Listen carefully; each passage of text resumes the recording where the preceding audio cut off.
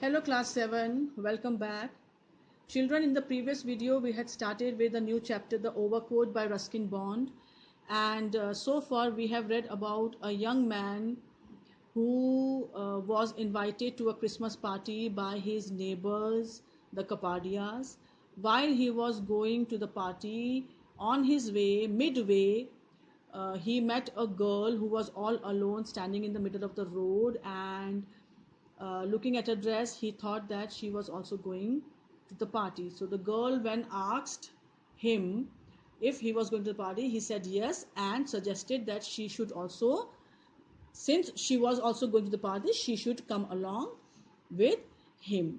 And looking at the girl, he guessed that she was around 16 or 17 years old. The way she was dressed up, it was a gown, a pink and lavender gown, you can say, which was sequined dress. It had a sparkling effect, and it was of pink and lavender color. So both of them started walking, and as they came nearer to the Kapadia's house, they could see the decoration of the Christmas decoration. They could see the lightings through the deodas. There were rows of trees, deodar trees. So that's called deodas are trees which are found in the hilly areas, as I have already told you in the previous video. So while they were going towards the house, the young man realized that he has not seen that girl in the hilly station, in that place, since the day of his arrival. Okay, so till here we had already read. Now let's start with the remaining chapter. Page number 18 we were doing.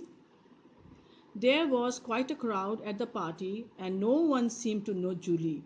Everyone thought she was a friend of mine. So when the young man and the girl entered the Kapadia's house, they were greeted by the Kapadias, who were the hosts.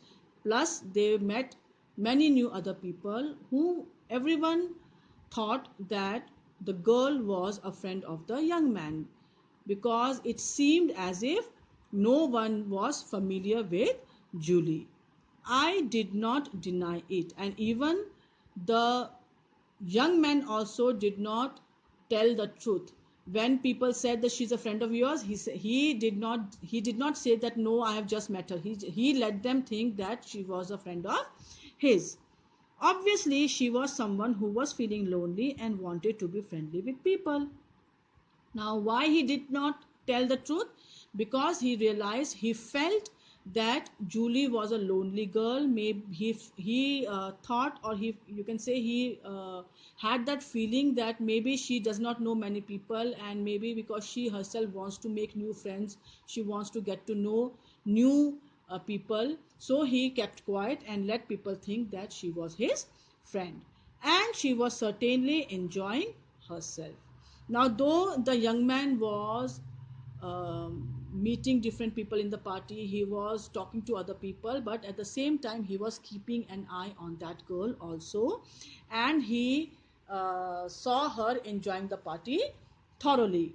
I did not see her do much eating, but she flitted about from one group to another, talking, listening, laughing. And when the music began, she was dancing almost continuously. She was completely wrapped up in the music. So, looking at her, he realized that she was enjoying the party, though she was not doing much of eating or drinking. But he could see that she was moving very quickly from one group to another. Flitted. She flitted. Here, flitted means to move swiftly and lightly from one group to another group, and it seemed as if she was enjoying the time spent with each group. She was listening to the talks, she was laughing at the jokes, and she was also involving herself in their talks. And when it was time, and when the music began, when it was time to dance, she started dancing almost continuously and did not stop. As long as the music was being played, she kept on dancing. So that is how she was enjoying herself in the party. It was almost midnight when I got up to go. Now, the party was still going on, but it was almost midnight. It was almost 12 um, o'clock at night time. It was night time, and the young man decided to head back to his home. So he got up to leave the house. As I was saying goodnight to my hosts and wishing everyone a Merry Christmas, Julie slipped her arm into mine and said she would be going home too. So obviously, when you leave, when you enter a party, you are met by the host, and before leaving the party, you are supposed to say good night and thank you and all those things to the host for the party. So the same thing the young man was doing, and while he was thanking the host for inviting him and appraising, or you can say praising, the party, how well it was managed, and while he was wishing them uh, Christmas wishes. He was giving them Christmas wishes. Julie came along and she stood beside him and she slipped her arm into his arm, and then she said that she would also like to go home now.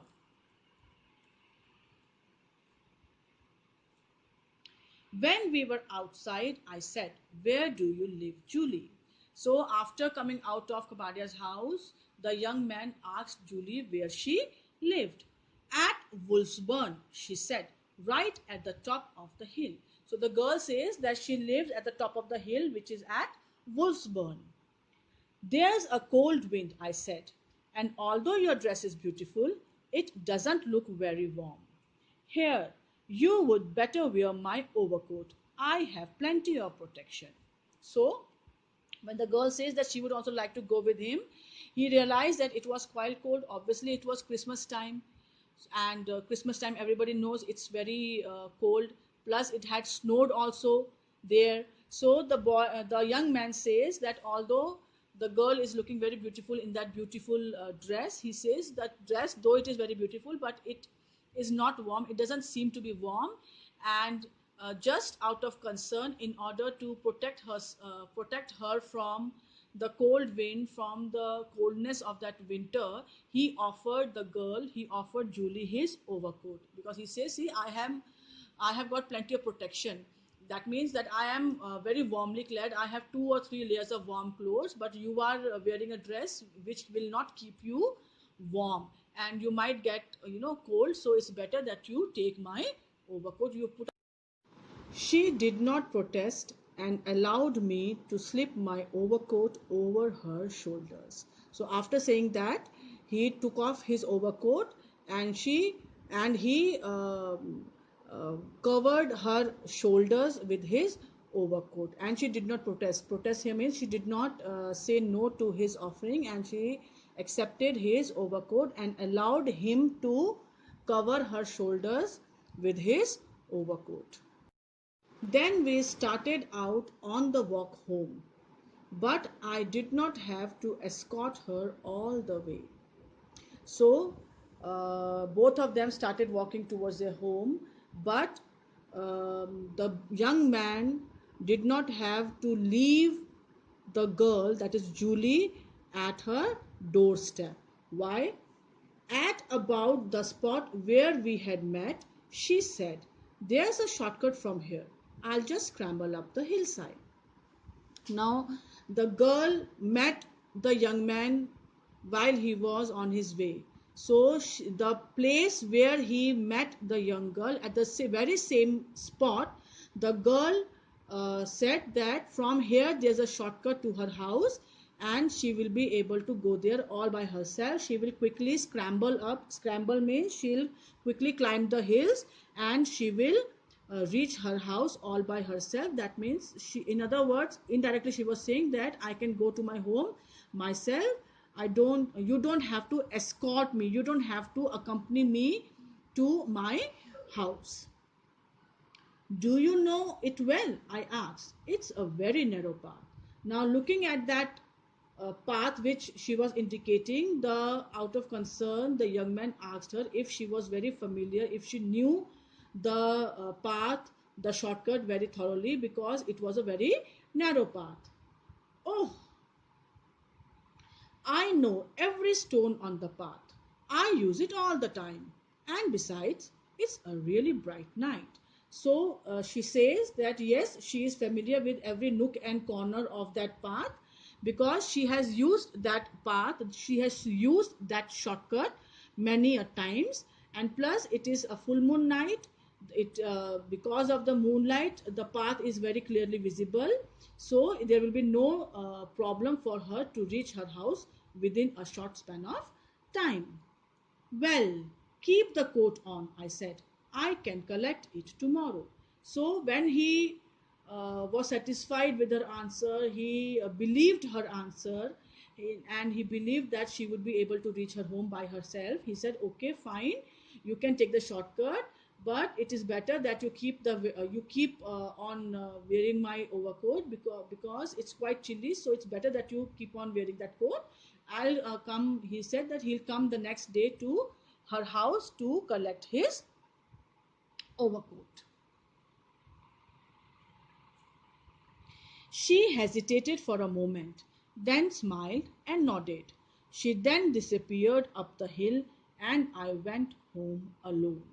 So when the young man said that he will come the next morning to her house to collect the coat, she hesitated for a moment. She became little uncertain. She was not, comfortable with the thought of him coming to her house to collect the overcoat. But after that, after a few minutes, she smiled and she nodded. Now, what is nodded? Now, if you have a nodded is when you move your head up and down in a manner to say yes.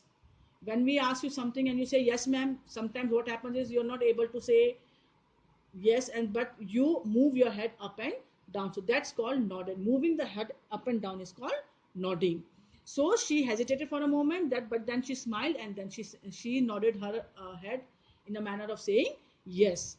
She then disappeared up the hill, and I went home alone. So she then took the shortcut, and after a few minutes she was um, out of sight, and the young man continued his walk towards his